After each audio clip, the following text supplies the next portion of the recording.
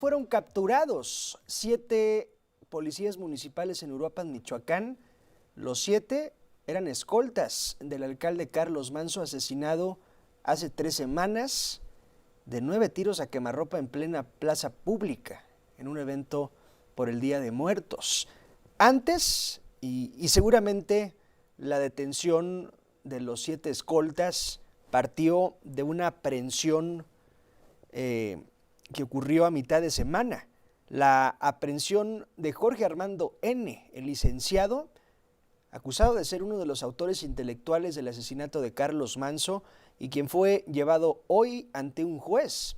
Y en esta primera audiencia podemos enterarnos, a partir del testimonio del licenciado, que fue el Cártel Jalisco Nueva Generación el que organizó el asesinato de Carlos Manso, algo que ya se suponía, pero que hoy se confirma en voz de uno de los organizadores de este crimen.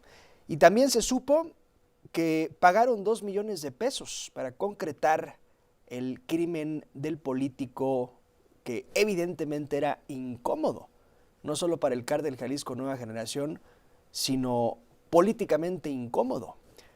Óscar Balmen, periodista experto en temas de seguridad y narcotráfico. Óscar, como siempre, un gusto. Hermano, qué gusto saludarte, muy buena tarde. Se confirma lo que se venía diciendo, el Cártel Jalisco Nueva Generación detrás de este asesinato y pagando una cuantiosa suma. No son 40 ni 30 mil pesos, sino 2 millones. Sí, así es. La primera línea de investigación que se había tratado el propio gobierno federal estaba en lo correcto, es el Cártel Jalisco Nueva Generación, lo cual abre toda una serie de preguntas de en qué otras partes del estado de Michoacán el Cártel Jalisco Nueva Generación está presionando a los alcaldes para que no lleven a cabo las tareas de seguridad que les corresponde compartir con las autoridades locales y federales. Ahora, Óscar, hay otra línea de investigación fuerte y dura, sobre todo planteada por Grecia Quirós, planteada incluso por la abuela del propio Carlos Manso, que involucra asuntos o riñas políticas. ¿Un crimen político necesita de un cártel del narcotráfico?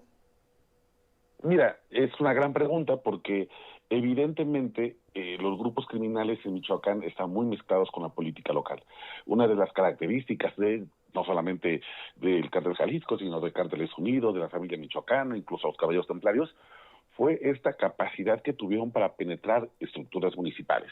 Entonces, es un poco probable pensar que el Cártel Jalisco Nueva Generación actuó sin haber previsto el respaldo político de alguien. Es decir, aventarse un crimen de esta magnitud sin sentirse respaldados por alguna persona con un poder importante en Michoacán es poco probable.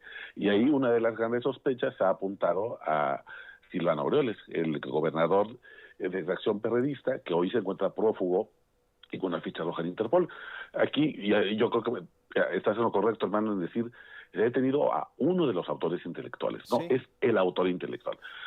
Él, digamos, tuvo una participación, todavía sabemos, menor, en el sentido de que le tocó contratar a los sicarios, hacer como, digamos, una especie como de reclutamiento, pero seguramente arriba de él hay 2 o 3 personas con una importante participación en el Cártel Jalisco, y después habrá que seguir el rastro hasta las oficinas del Palacio de Gobierno de Michoacán y ver qué tantas estas 2 líneas, la línea política y la línea criminal, se cruzan en el asesinato de Carlos Manso. Había escuchado el nombre de Leonel Godoy, Raúl Morón, Nacho Campos, pero no el de Aureoles.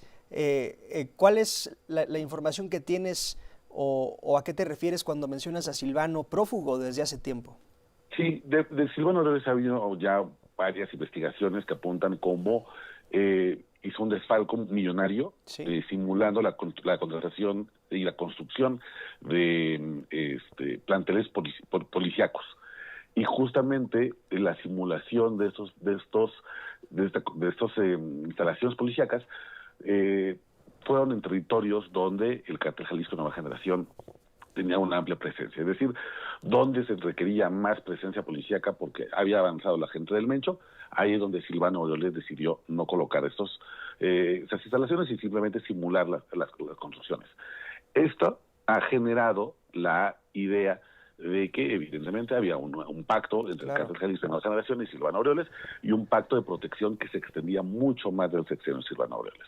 Esa es una de las líneas de investigación que yo sé, me lo han adelantado mis fuentes, se están buscando, porque evidentemente, y además ante el reclamo de la esposa de Carlos Manso y de su abuela, se tienen que agotar todas las líneas de investigación. Y aquí, por el nivel de la figura, la importancia de Carlos Manso, es poco probable que este sea únicamente el modo o una orden de un jefe de plaza.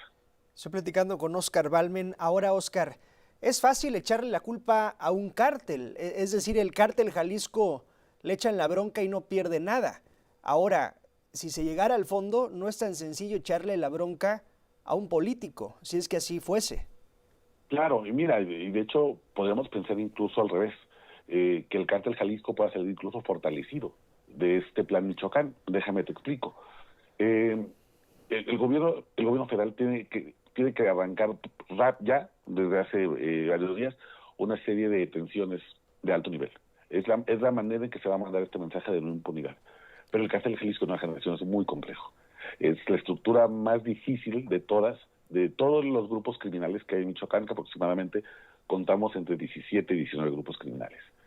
Otros más pequeños, como el cártel de Tepalcatepec, los Viagras, las Sirenas, que son grupos más pequeños, ellos sí podrían llevarse las bajas más considerables por el plan Michoacán. Es decir, en una de esas, la presencia del ejército, el despliegue de grupos de élite de la Marina, lo que puede hacer es que va a generar bajas muy importantes en los enemigos del cártel Jalisco, y el cártel Jalisco puede resultar beneficiado de esta ocupación militar momentánea. Y sin duda esto tiene que ser de la más alta preocupación para que el gobierno federal, a la hora de implementar esta estrategia de seguridad, no vaya a ser un tonto útil al cártel más importante de mayor crecimiento en México. Sí. Arriba de Jorge Armando, el licenciado, y debajo de Nemesio Ceguera está Ramón Álvarez Ayala, el R1, quien ha sido mencionado por el propio García Harfuch como otro de los participantes en la organización de este asesinato. ¿Qué tan arriba está realmente el R1? ¿Está por debajo del Mencho? Sí, el R1 y su hermano, el R2, porque digamos comparten esta como jefatura de Plaza de Michoacán, sí se encuentra en un escalafón más abajo, porque es un líder, digamos, estatal. Y en el caso del Mencho, pues es un líder no solamente nacional, sino internacional. Sí. Sin embargo, una de las cosas que a mí me parecen más interesantes del propio cártel Jalisco es que para evitar traiciones, para evitar rupturas muy fuertes, que no las hemos visto prácticamente desde su fundación, es que el Mencho le da a sus jefes de plaza mucha libertad. No es un líder tiránico como en su momento llegó a ser la dupla del Chapo Guzmán y el Mayo Zambada en el cártel de Sinaloa, ¿no? Que requerían una obediencia absoluta, y de hecho justo por esta poca flexibilidad es que después se desprende la gran lucha con los hermanos Beltrán Leiva. El caso del Mencho es alguien que sí ejerce un liderazgo vertical, pero que da cierta libertad, ¿no? Permite que cada jefe de plaza tome sus propias decisiones con cierta autonomía, eso le garantiza lealtad. Y entonces por eso me parece que el R1, junto con su hermano el R2, son personajes muy relevantes del mayor poder, porque aunque se encuentran debajo en el organigrama de Nemesio Ceguera Cervantes, conservan una cierta independencia que los hace tomadores de decisiones, no simplemente seguidores de órdenes. Y ya por último, Óscar, nos queda un minutito y medio. Entiendo que el cártel Jalisco, a diferencia de otros cárteles que funcionan, hablando en términos de negocios, que funcionan con una matriz y sus sucursales, el cártel Jalisco funciona como una especie de franquiciatario. Sí, es correcto. Yo siempre he dicho que hay que empezar a pensar a los grupos criminales en México como empresas criminales, y uno de los elementos que le ha permitido al cártel Jalisco tener un crecimiento tan acelerado, no solamente en México, sino se calcula que tiene presencia en 60 países del mundo, es justamente este modelo de franquicias, en el cual yo te cedo mi marca de terror porque tú necesitas utilizar una marca asociada al sadismo, a la brutalidad, a la violencia, para que la extorsión tenga efecto. Entonces yo te permito utilizar el membrete del Cártel Jalisco Nueva Generación a cambio de un porcentaje de las ganancias que tú me vas a estar regresando. Es, digamos, el modelo McDonald's. Y eso ha permitido justo un crecimiento desbordado muy importante y que además sea un grupo criminal con finanzas muy sanas, tan sanas que pueden sacar 2 millones de pesos de una caja chica y pagar el asesinato de un alcalde. Óscar Balmen, como siempre, gracias por tu tiempo y tus comentarios. Juan Pablo, te mando un abrazo, muy buena tarde. Abrazo de vuelta, es Óscar Balmen, periodista, usted lo conoce, experto en temas de seguridad y de narcotráfico. El Cártel Jalisco Nueva Generación pagó 2 millones de pesos para asesinar al alcalde de Uruapan, Carlos Manso, un crimen perpetrado hace 3 semanas y por el cual hay 3 presuntos involucrados abatidos, asesinados. Hay 7 escoltas detenidos, escoltas municipales, los que eran personales de Carlos Manso aprendidos el día de ayer. Hay una persona más detenida, otro presunto autor intelectual, el licenciado, y varios prófugos que tendrían que ser arrestados y que Omar García Harfuch prometió habrá más arrestos. Pausa.